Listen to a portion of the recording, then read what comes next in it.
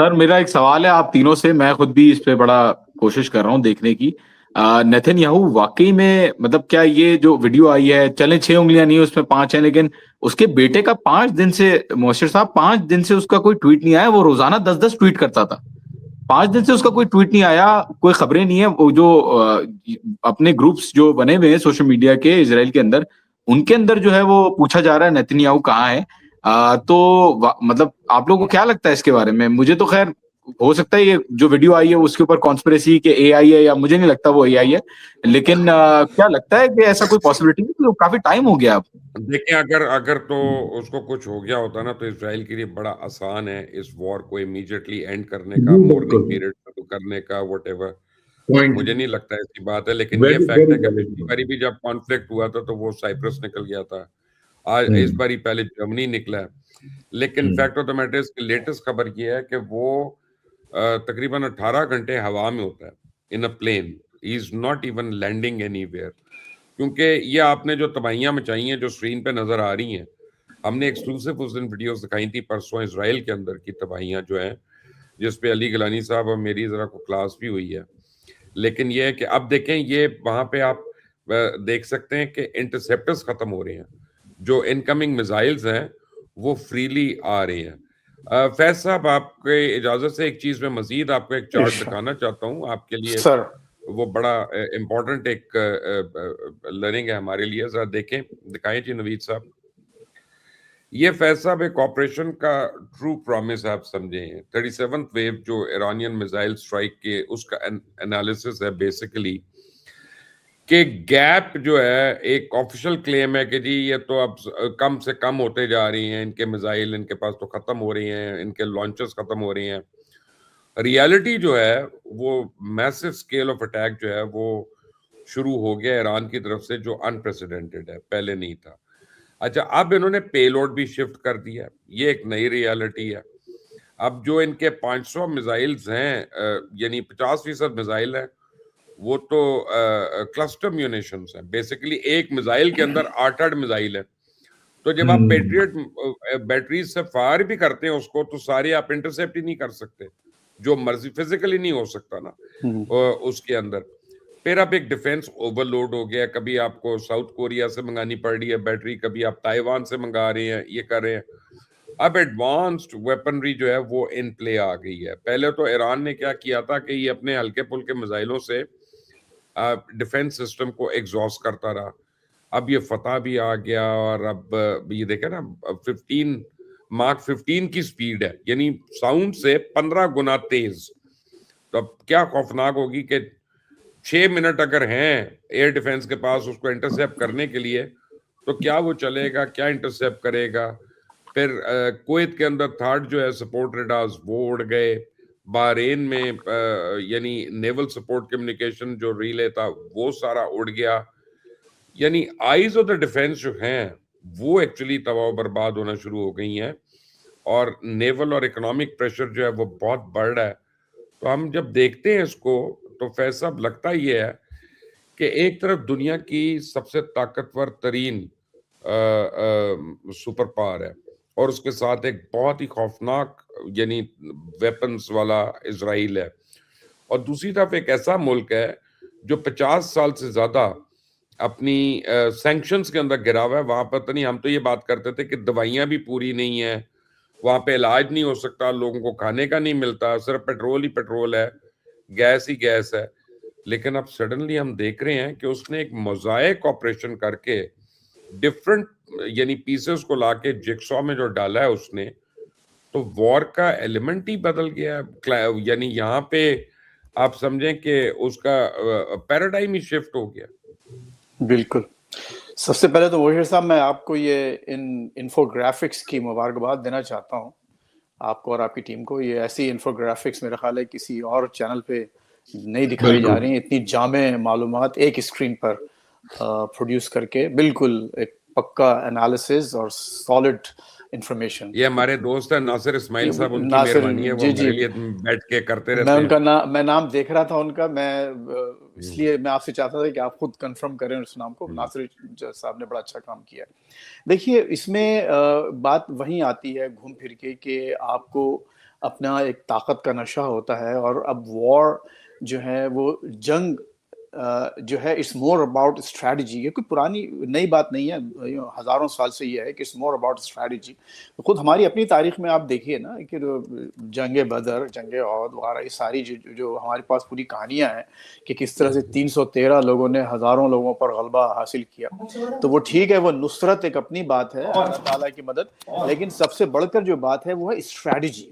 اور آج آپ ایران، اور پھر وہ جیسے میں نے اس سے پہلے عرض کیا تھا کہ آپ کتنے زخم کھا سکتے ہیں، کتنے مکے کھانے کی صلاحیت ہے آپ میں، کب تک آپ سسٹین کر سکتے ہیں. تو لگتا یہ ہے کہ ایران نے اور ایرانی قوم نے یہ سمجھ لیا ہے کہ ہم کو تکلیف اٹھانا ہے، اور ہم تکلیفیں اٹھا کر ہم سرنڈر نہیں کریں گے. آج دیکھیے انہوں نے بالکل واضح طور پر، جان نے ہمارے بہت اچھی بات کی کہ جو بیسس کی بات کی ہے، لیکن جو بیسس سے بڑھ کر 3 شرائط پیش کی گئی ہیں.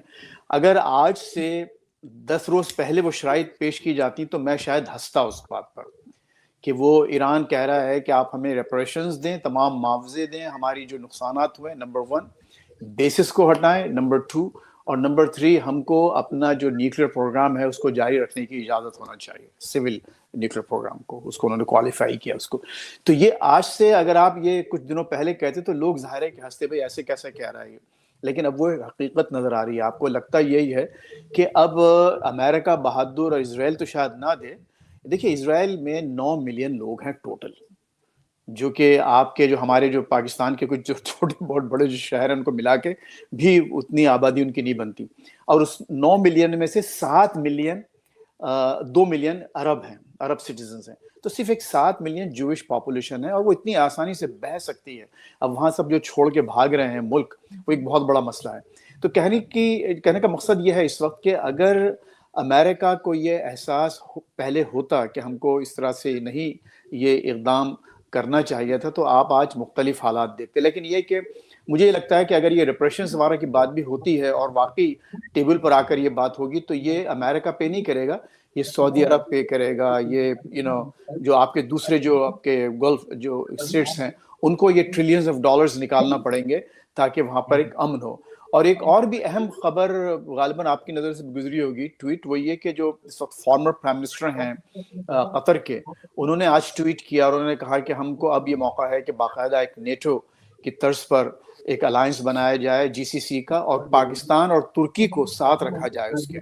اور اس کے بعد انہوں نے یہ بھی کہا کہ انہوں نے بجائے یہ کہ ایران سے کنفرنٹیشن کے، ایران کے ساتھ آپ اچھے تعلقات رکھتے ہوئے اوور آل ایک خطے کی ترقی کے لیے کام کریں. تو اب یہ جو کچھ بھی ہوا، بہت سے دیکھیں لوگوں نے، ہمارے معصوم بچوں نے قربانیاں دی، 170 کے قریب بچیاں وہاں شہید ہوئیں. تو یہ ان لوگوں کا خون رائے گا نہیں جائے گا. یہ آپ یہ دیکھیں گے کہ اس سے جب یہ بادل چھٹ جائیں گے جنگ کے، تو مجھے امید یہی ہے کہ خطے میں تمام تر نقصانات کے باوجود ایک نئی ریالٹی ابھرے گی. آپ کو ایک نیا پیراڈائم آپ کو نظر آئے گا. اور اس میں کوئی شک نہیں ہے کہ دیکھیے اس وقت جو نقصان ہوا ہے، چاہے جو بھی ہو، وہ مسلم ممالک کا ہی ہو رہا ہے، دونوں طرف سے. ایران کا بھی نقصان ہو رہا ہے، GCC کا بھی نقصان ہو رہا ہے، عراق، سب ادھر جگہ ہر جگہ تباہی پھیلی ہوئی ہے. اسرائیل کا یقیناً نقصان ہو رہا ہے، لیکن جو سب سے بڑا نقصان ہو رہا ہے تو مسلمانوں کا ہو رہا ہے. لیکن اس ریالٹی کے بعد اگر کوئی چیز بہتر آتی ہے سامنے تو maybe it won't be a big price to pay for a better future. ایک آپ کو چیز دکھاتا ہوں ذرا اسکرین پہ، نوید شیخ صاحب ذرا دکھائیں نا ذرا. ایک اسکرین پہ ایک خفیہ چیز ہے، دکھائیں ذرا یہ تصویر. جان صاحب آپ ایکسپلین کریں نا. محسن صاحب اس کی ایک کلیئر پکچر میں نے دوسری بھیجی ہے، وہ آپ لگا لیں، بہتر ہوں. میں سمجھاتا ہوں کہ کتنا خطرناک اور کتنا ضروری جو ہے اس کو سمجھنا ہے. ایک کلیئر تصویر بھیجیے، اگر آپ نوید صاحب سے کہیں وہ بھی لگا دیں تب. لیکن میں سمجھا دیتا ہوں پہلے. یہ الدفرا جو بیس ہے US کا، اس کے اندر اکوموڈیشن کے جو ٹینٹس اور شیلٹرز بنے ہوئے تھے US سولجرز کے، اس کے اوپر ڈائریکٹلی خرم شہر 4 جو ہے وہ ہٹ کیا ہے. اور اس کے اندر میٹروں کا کریٹر ریڈیس پہ بھی بنا ہے، اور ان ڈیپتھ بھی جو میزائل گئی ہے اس نے جس چیز کو چھوا ہے، یہاں پہ آپ دیکھ سکتے ہیں یہ جتنی بھی ہاؤسنگ کی جو فیسلٹیز تھی، وہ جو شیلٹرز تھے، وہ پوری طریقے سے تباہ ہو گئے. اور امریکہ چھپا رہا ہے اس بات کو کہ کتنے سولجرز اس پہ مارے گئے ہیں. مطلب اندازہ بھی نہیں ہو سکتا کہ کتنے سولجر اس پہ مارے گئے ہیں. کنفرم میرے پاس رپورٹ ہے یہاں پہ کہ دوسری دکھائیں. کتنی نوید ہلاکتیں دوسری ہوئی ہیں جان آپ کچھ یہ بتا آ سکتے ہیں گئی اس میں؟ دیکھیں یہاں تو بولا جا رہا ہے کہ 50 سے زائد US سولجر جو ہیں وہ ہلاک ہوئے ہیں صرف اس ایک حملے میں. اب بہرحال US کیا کہتا ہے اس میں یہ ہم دیکھ سکتے ہیں, لیکن یہ سیٹلائٹ امیجری ہے, یہ میں آپ کو یہ بھیج رہا ہوں, بڑا اس کی جو ہے وہ اگر آپ دیکھ سکتے ہیں تو بہت خطرناک حملہ کیا ہے اس پہ. بھائی یہ سیٹلائٹ ہمیں پتہ نا کون سی والی ہے, نہیں ابھی تو ہم دکھا رہے تھے. یہ 37th ویو جو آپ ڈسکس کر رہے تھے تو اس کے بعد جو ویو سٹارٹ ہوئی تھی اس کے اندر. یہ علی قادر, your thoughts on it, sir? Sir, this is very I mean mind boggling. یہ تو ایک بڑی عجیب و غریب سچویشن ہو گئی ہے, بیکاز امریکہ اتنی جنگوں کے بعد at the moment body bags نہیں افورڈ کر سکتا, اور اگر ٹرمپ نے ان کو باڈی بیگز بھی دے دی ہیں تو he is more in trouble than what we are assuming right now. I mean, this is really alarming, یہ what is going on. اور یہ جتنا بھی حشش کریں یہ چیزیں نہیں چھپ سکتی. جس طرح وہ ابھی جان بھائی جس طرح بات کر رہے تھے, وہ بات ٹھیک ہے آپ کی, کہ اگر نیتن یاہو کو کچھ ہو چکا ہوتا گن ڈاؤن تو کب کی یہ ریپ اپ ہو گئی ہوتی وار, اور پھر وہ جو ان کا خطاب ہے اس کا فرانسک بھی کرایا جا سکتا ہے کہ آیا وہ آرٹیفیشل انٹیلیجنس ہے یا ایکچوئل ہے, تو وہ تو اس میں کوئی زیادہ دیر نہیں لگتی. لیکن یہ والی چیز تو سر یہ تو جان نے آخر میں جا کے ڈیزی کٹر مارا ہے پروگرام میں. مجھے یاد نہیں رہا, میں نے ڈسکس کیا تو میں نے. کیا لگ رہا ہے آپ کو؟ مجھ سے پوچھ رہے ہیں آپ؟ جی آپ. ہاں نہیں, یہ تو ظاہر دیکھیے دس از جیسے خود ہمارے علی صاحب نے ابھی فرمایا کہ یہ ظاہر ہے کہ ان کی تھریش ہولڈ بہت لو ہے نقصانات اٹھانے کی, اور باڈی بیگز جو سب سے بڑا جو مرحلہ جو دیکھیے انہوں نے جو 3 چیزوں پر اپنے انتخاب لڑا تھا. پہلی بات یہ تھی امیگریشن, کہ ہم امیگریشن نہیں کریں گے, اور جو اصل جو پوائنٹ تھا ان کا کہ نو فارن وارز, ہم نہیں چاہتے کہ ہمارے بچے, ہماری بیٹیاں, ہمارے بیٹے باہر جا کر لڑیں اور اپنی جانیں گنوائیں. اور ان کا پورا ایک ٹریک ریکارڈ ہے. عراق وار پہ انہوں نے تنقید کی, پہلے ہیلپ کرتے تھے, سپورٹ کرتے تھے, پھر بعد میں تنقید کی, افغانستان پر تنقید کی, اور بائیڈن پر یہی کہتے تھے کہ اس نے ہمارے بچوں کو مروا دیا. تو آپ اگر اب یہ باڈی بیگز آپ کی واچ پر, آپ کی نگرانی پر امریکہ پہنچ رہے ہیں, اور یہ کافنز جو کہ آپ اسکرین پر دکھا رہے ہیں, اگر اب یہاں کی اور ظاہر لوگ دیکھنا شروع کریں گے تو آپ یہ دیکھیے گا کہ وہی جو ہم رجیم چینج کی بات کر رہے ہیں, تو وہ ان کی خواہش تو وہاں رجیم چینج کرنے تھی, لیکن یہ کہ بہت جلد یہاں پر ایک میسو تبدیلی آئے گی. اور یہ جو خبر جان نے شیئر کی ہے یہ بہت ہی مطلب یہاں کے لوگوں کے لیے تو بہت ہی ہولناک خبر ہے کہ اس طرح سے اگر ایک ہی جگہ پر, یہ تو خیر 50 انہوں نے کہا, لیکن جو خیموں کی جو تعداد نظر آ رہی ہے, اور اگر وہ واقعتاً پوری طرح سے آکوپائڈ ہوں سارے خیمے, تو آپ اندازہ لگا لیجیے کتنی وہاں ہلاکتیں ہو سکتی ہیں. اور it will have a massive impact on his thinking. لیکن مسئلہ وہی ہے نا, اب وہ جسے کہتے ہیں گلے کی ہڈی یا گلے میں چچندر نہ نگلتے بنے گی نہ اگلتے بنے گی. ان کو یہ کر نہیں سکتے, آپ کو جب نکلنا بھی چاہیں تو نہیں نکل سکتے, کیونکہ ایران نے تو کہا ہے کہ ہم اپنے وقت پر, اور اب ایران نے دیکھیے اپنے لیے اس جیسے میں دوبارہ وہی عرض کر رہا ہوں, I'm just repeating myself, کہ اس جنگ کو اپنے لیے سستا بنا کے رکھا ہے. ان کی کاسٹ, وہ سب ہر قسم کی کاسٹ کو برداشت کرنے کو تیار ہیں. ٹرمپ صاحب کے پاس وہ لگژری نہیں ہے. اور یہ واقعہ جو ہوا ہے آج کا, اگر یہ باڈی بیگز کا یہاں پر پہنچیں گی تو یہ تو میں تو سمجھتا ہوں کہ ٹرمپ کی اپنی کمر توڑنے کے لیے بہت بڑا واقعہ ہے, بہت بڑا واقعہ ہے. ایسا ایک اور چیز دکھاتا ہوں آپ کو میں, ایک آپ کے وائس پریزیڈنٹ کی تصویر دکھاتا ہوں. جی دیکھیں ذرا جے ڈی وینس کی یہ تصویر. نوید صاحب ذرا جلدی لگائیں جو میں نے آپ کو لیٹسٹ بھیجی ہے. فیض صاحب کو دکھائیں, گیلانی صاحب کے لیے بھی سرپرائز ہوگی, اور جان کو تو پتہ ہی نہیں ہوگا اس کے متعلق, میں بتا رہا ہوں نہیں پتا ہوگا.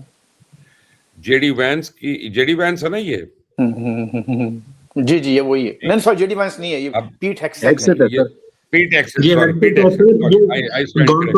یہ گوانتانامو بے میں جب تعینات تھا. یہ جو ان کا اب گارڈین اور نیوزویک دونوں نے اس کے اوپر رپورٹ کر دیا ہے کہ یہ ٹیٹو جو ہوا ہے یہ لکھا ہے کافر, ٹھیک ہے نا, عربک میں.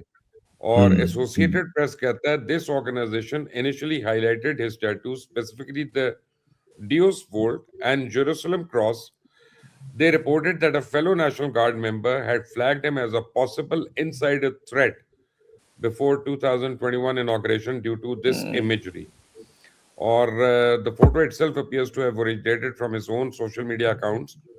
और ये आपके सामने है.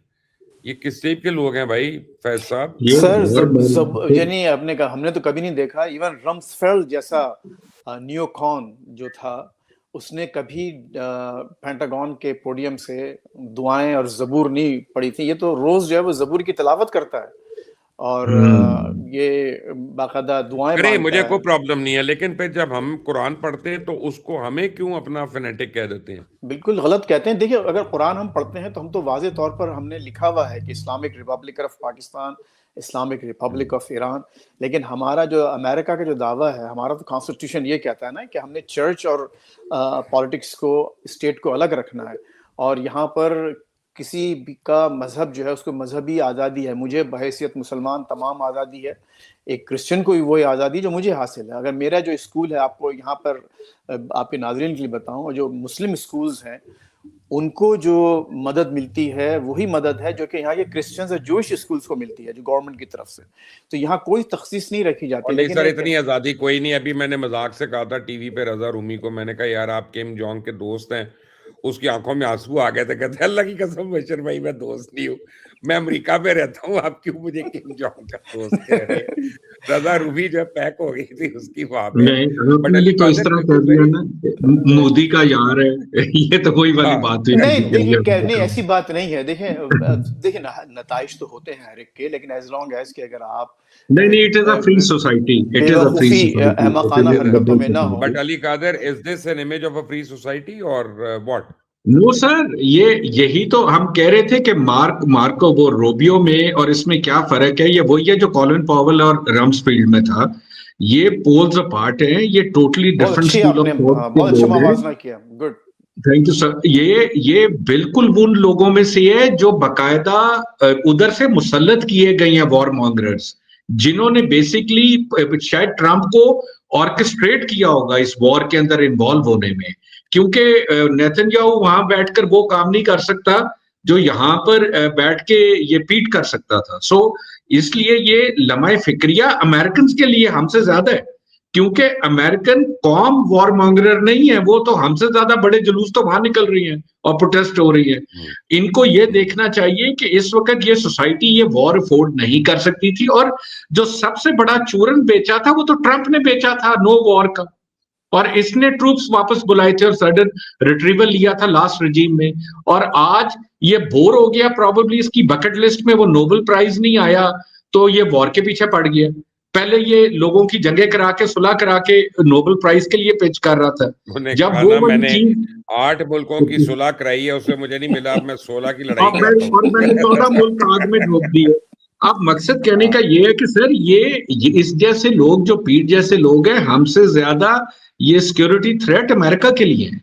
सो इन्हें कहा जाता है अली भाई यहाँ पर इंडॉक्ट्रिनेटेड.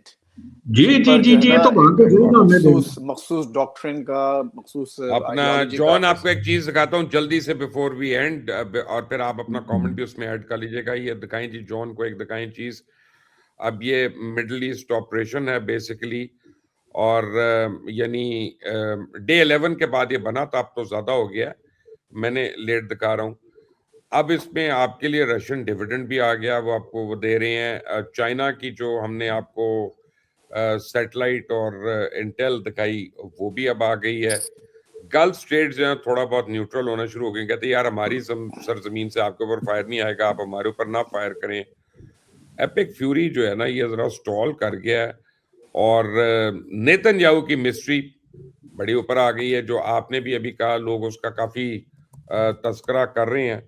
बट अब आप सारी चीजों को, आज की जो आपने खबरें सुनी और एनालिसिस सुना, इसको अगर आप समराइज करते हैं जॉन, तो क्या करेंगे समरी?